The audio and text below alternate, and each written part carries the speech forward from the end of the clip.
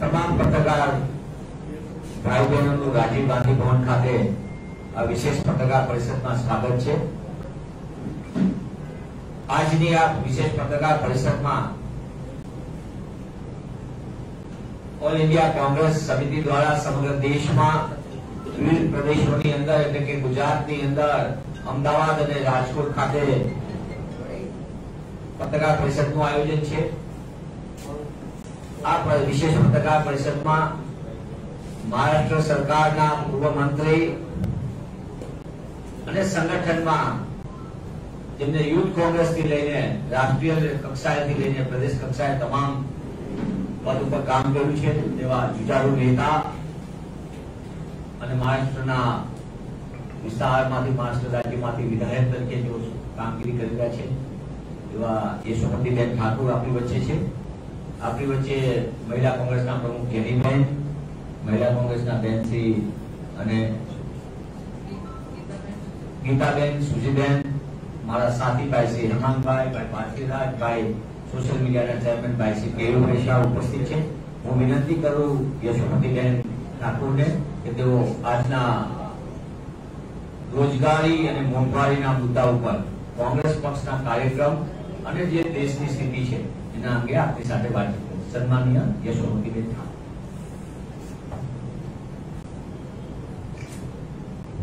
नमस्ते। आज बहुत सालों के बाद मैं पीसीसी में आई हूँ। एक्चुअली यूथ कांग्रेस के समय यहाँ पे काफी आना होता था, लेकिन आज गांधी के भूमि में आज इस बात का अफसोस है कि हमारे जो सम्मान्य प्राइम मिनिस्टर है मोदी जी के दो सगे भाई हैं। एक है बेरोजगारी और दूसरी है महंगाई। इसके ऊपर वो कभी बात नहीं करते और इस मुद्दे के ऊपर वो मुड़ के भी नहीं देखते। और हम ठहरे कांग्रेसी, हम सर कटा सकते हैं लेकिन सर नहीं झुका सकते। और जो सच्चाई है वो आप सबके सामने, आम जनता के सामने रखने का प्रयास है और सभी जन ये महसूस भी कर रहे हैं। आज अपने देश में आम आदमी की तो कोई खैर नहीं है, ये वास्तविकता है। और एक तरफ हम लोग देखें कि एक तरफ आम आदमी है और दूसरी तरफ हमारे प्राइम मिनिस्टर के करीबी दोस्त है कि जिनको बहुत बड़े पैमाने के ऊपर लोन्स मिलते हैं और लोन्स भी कितने। न्यूयॉर्क की एक क्रेडिट बेस्ड कंपनी है, उनका एक रिसर्च हुआ और वो रिसर्च में ये निकला कि 2,30,000 करोड़ रुपीस का लोन सरकार ने एक बड़े व्यापारी को दिया और वो रोज लोन ले रहे हैं और जनता यहाँ पे महंगाई महसूस कर रही है, जान रही है। आम जनता की कमर टूट रही है। एक कविता हमने पढ़ी और वो आप सबको सुनानी है। और कविता में आम आदमी की भावनाएं वहां पे लिखी हुई है कि हमारा हिंदुस्तान है, हाय रे मेरा बेहाल हिंदुस्तान। कपड़ा महंगा, रोटी महंगी, महंगा हुआ मकान, चावल महंगा, दाल महंगी, क्या खाए इंसान, हाय रे मेरा महंगा बेहाल हिंदुस्तान। दूध महंगा, सब्जी महंगी, आत्महत्या ग्रस्त है किसान, अस्पताल महंगा, दवा महंगी, केवल सस्ती है जान। आपने देख लिया कि जान कितने जल्दी जा रही है और उसके ऊपर आम आदमी की जान जाती है तो कोई ध्यान भी नहीं देता है। पेट्रोल महंगा, गैस महंगी, भाव छू रहा है आसमान, नौकरी छुटी, कर्जा बढ़ा, दर दर भटक रहा है इंसान, हाय रे मेरा बेहाल हिंदुस्तान। गिरता रुपया, बढ़ती महंगाई, इतना इन्फ्लेशन तो हमारे देश में और इतनी बेरोजगारी हमारे देश ने इसके पहले नहीं देखी। गिरता रुपया, बढ़ती महंगाई, सबसे जूझ रहा है हिंदुस्तान। हम दो, हमारे दो, इनसे देश और आम जनता है परेशान। मैंने वादे तो बहुत किए, बहुत सपने दिखाए, पता नहीं किसी की जेब में 15 लाख रुपए आए या नहीं आए, और किसी ने देखा कि काला धंधा, काला पैसा कम हुआ या वो बढ़ा, और जब पूछा जाए तो बोलते वो तो चुनावी जुमले थे। अब जुमले से देश यदि चलने वाला है तो हाय रे मेरा बेहाल हिंदुस्तान, हाय रे मेरा बेहाल हिंदुस्तान। गलत निकले सब सारे अंदाज हमारे, और कि नहीं आए अच्छे दिन हमारे, ये तो फैक्ट है, ये वस्तुस्थिति है। इस दौर में जो महंगाई बढ़ी है, कपड़ा महंगा हुआ है, रोटी महंगी हुई है, सब कुछ महंगा हुआ है, खाने पीने के आम आदमी के लाले हो रहे हैं, और कोई इसे देखने को तैयार नहीं है। और ये महंगाई की मार है, ये आम आदमी को मरवा रही है। मैंने कहा कि उसकी कमर टूट रही है, और जिसके पास है उसके पास बहुत है, जिसके पास नहीं है उसके पास का जो है वो भी छीना जा रहा है। आपने देखी नोटबंदी, क्या हुआ? अमीरों के पैसे कम हुए कि गरीबों की बचत उनसे निकल गई और वो वापस पैसे नहीं जुड़ा पाए, ये फैक्ट है। सम्मान्य पंतप्रधान जी ने हमें बहुत सपने दिखाए, और सपने हमारे चूर चूर होती हुई पूरी जनता देख रही है। देखिए भाव कैसे थे 2014 में। एलपीजी सिलेंडर जो है वो 410 रुपए का था, अब उसके दाम क्या हुए? 1000 के ऊपर, 1000 के ऊपर उसके दाम हुए। और मुझे एलपीजी सिलेंडर बोला ना तो हमारे महिला व बाल कल्याण मंत्री जो है केंद्र की, वो याद आ जाती है, और वो बैठी हुई सिलेंडर के साथ वो भी याद आ जाती है। और 4 से 10 में आपने आंदोलन किया, अब 1000 के ऊपर कीमत गई है तो मुंह से बोलने के लिए तैयार नहीं है, और कुछ भी करने के लिए तैयार नहीं है। क्या है? पेट्रोल का भाव, कीमत क्या थी?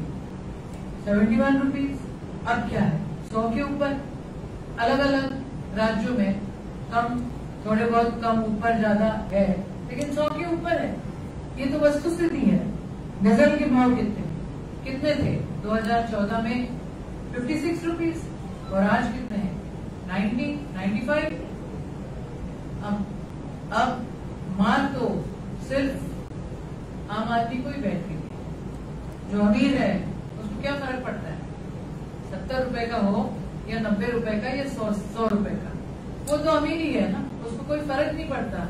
लेकिन जो गरीब है वो 20-20 रुपए का पेट्रोल डालता है और अपना काम करके आता है, और फिर जुटाता है 20 रुपए, और फिर वापस जाता है और फिर अपना काम करा के आता है।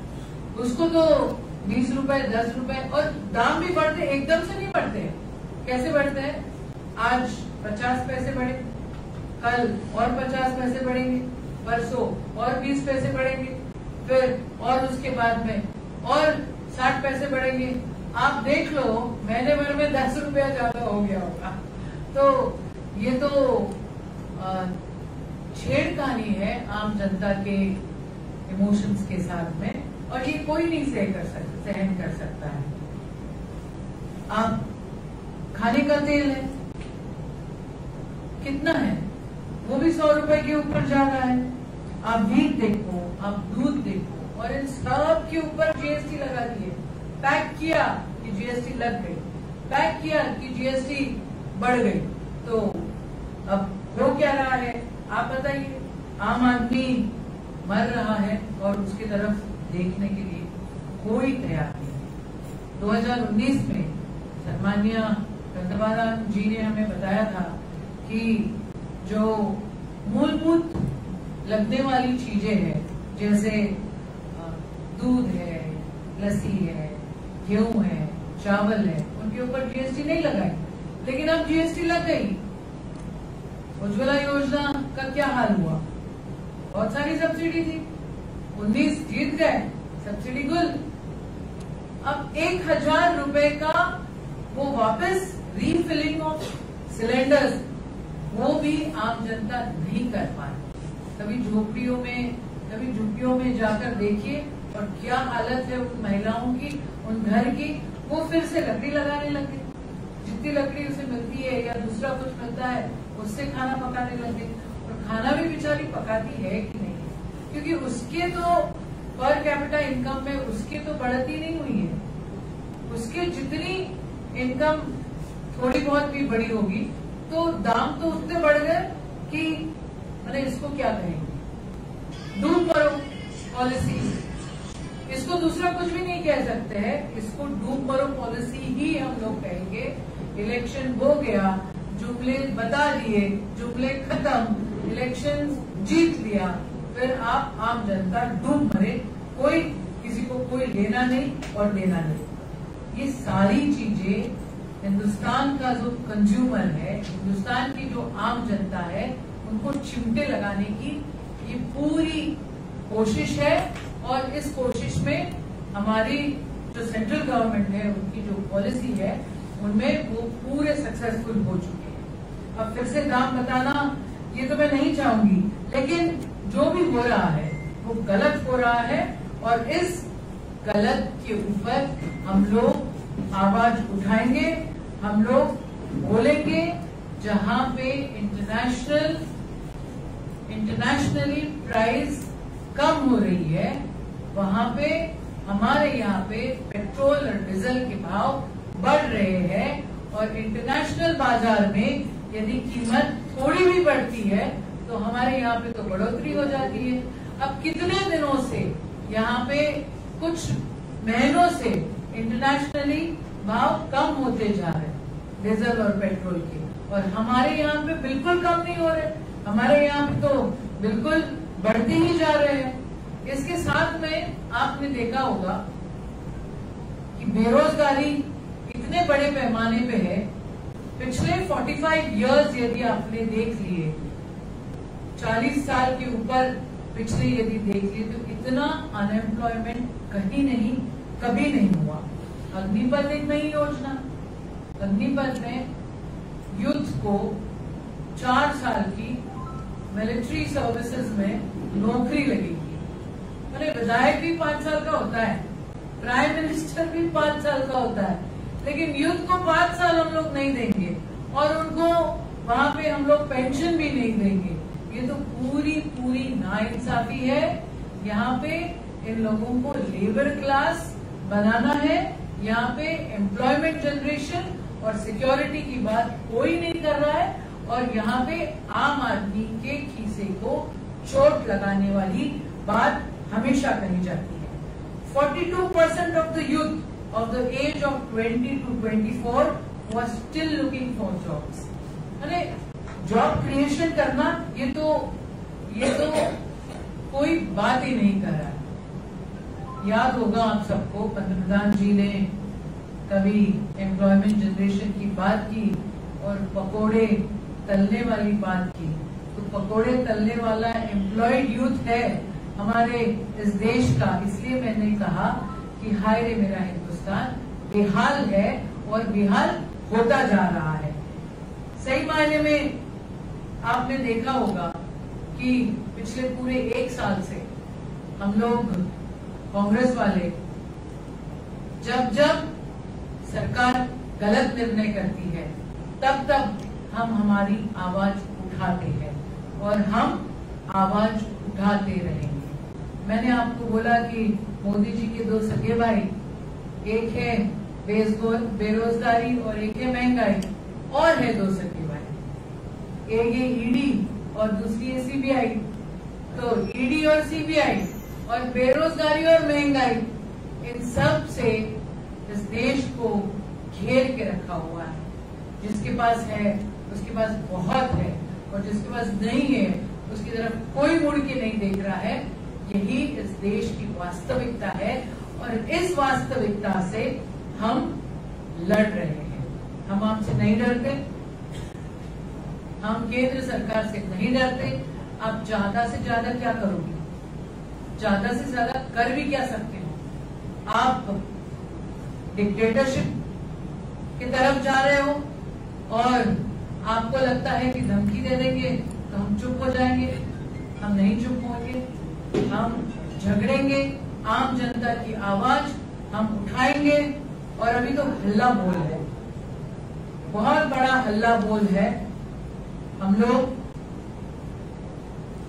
बहुत बड़ा महंगाई के ऊपर हल्ला बोल करने जा रहे हैं और 7 सितंबर को यहाँ पे रामलीला मैदान में दिल्ली में एक आंदोलन है।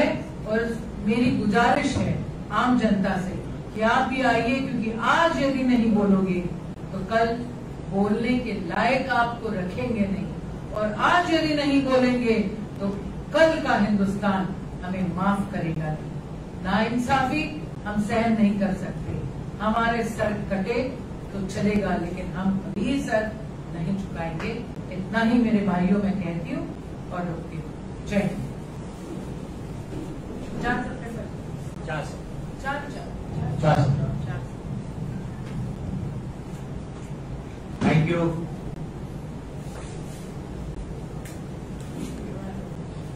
Any question? Thank you. एक मिनट हमें हो गया। कल परसों से कच्छ से ड्रग्स निकलकर पंजाब में पकड़ी गई, पंजाब हरियाणा। पंजाब के हरियाणा के डीजी ने भी कंफर्म किया है। किस तरह से देखते हैं इस पूरे सिलसिले में? क्योंकि कांग्रेस लगातार मुद्दे उठा रही है, ड्रग्स पकड़ी जा रही है, राज्य सरकार कह रही है कि हमारी चाक चौबंद सुरक्षा व्यवस्था है, लीकर को लेकर ड्रग्स तक। बावजूद इसके ये कच्छ से निकलकर पंजाब तक पहुंची। अब आप ही देखिए, वही तो बात कहने हम आए हैं आपके सामने कि युद्ध, एक तरफ युद्ध है, बेरोजगार है, उसकी तरफ नहीं देखा जा रहा है, और दूसरी तरफ आप ही बोल रहे हैं कि इतना बड़ा ड्रग्स यहाँ पे पकड़ा जा रहा है और यहाँ से पंजाब भेजा जा रहा है। तो देश तो खतरे में है।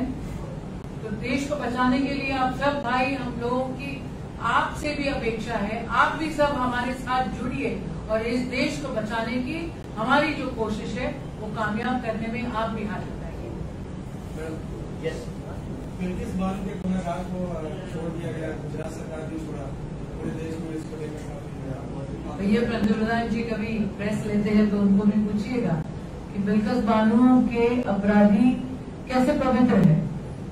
कोई एक महिला कौन समाज की है, कौन से समाज की है, इसके ऊपर तो अपने देश में बात नहीं होती है।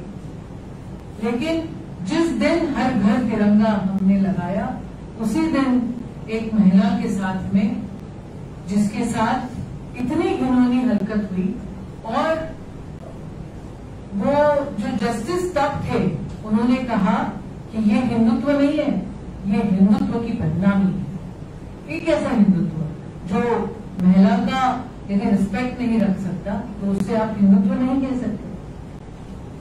यशोमती जी, आपने कहा कि जब महंगाई की आप बात करती हैं तो आपको एक केंद्रीय मंत्री याद आता है, एलपीजी सिलेंडर पे बैठे हुए, लेकिन विपक्ष में ऐसी कोई तस्वीर हो महंगाई के खिलाफ, बेरोजगारी के खिलाफ ऐसी कोई तस्वीर? क्या आपने देखा नहीं? आपने देखिए ना क्या हुआ था अभी कल परसों। 60 पूरे एमपीज रास्ते में थे।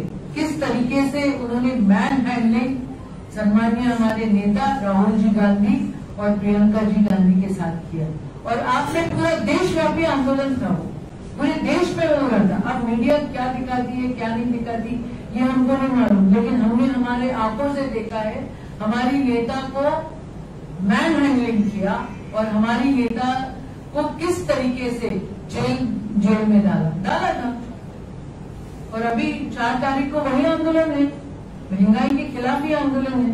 आपको लग रहा है विपक्ष पूरी तरह से मुखर होकर इसके खिलाफ विरोध कर रहा है? तो ऐसा है, जो जनता की आवाज है वो तो हमने बोलना ही चाहिए, वही हमारा धर्म है।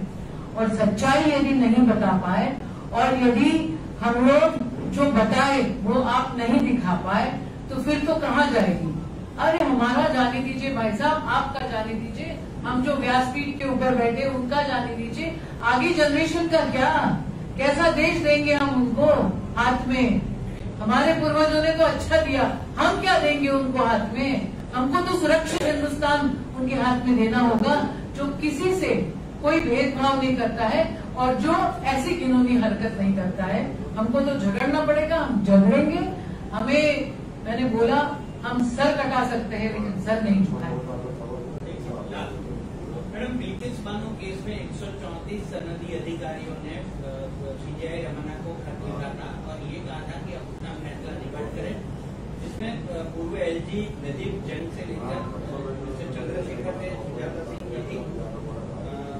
किस तरह से देखते हैं, अब तो यूयू ललित आ गए हैं, पर जिस तरह से 134 सनदी अधिकारियों ने इस तरह खत लिखा है चीफ जस्टिस ऑफ, देखो बहुत स्पष्ट आप मेरे से सुनना चाहते हैं तो आपको मालूम है देश कैसे चल रहा है। अरे जहाँ एक तरफ इतने करोड़ रुपए का लोन लोगों को मिल जाता है, वह सनदी अधिकारी को आप लेटर देने बोल रहे हैं, तो वो क्या नहीं देंगे? बोलिए ना, दे दिया। मध्य प्रदेश में पूरा व्यापम खत्म हो गया, इतने अधिकारी मर गए, आत्महत्या कर ली, किसी ने कोई आवाज नहीं उठा रहा है उसके ऊपर। ऐसे कैसे लिखते हैं? वो सनदी अधिकारियों के ऊपर वहां पे कार्रवाई होनी चाहिए।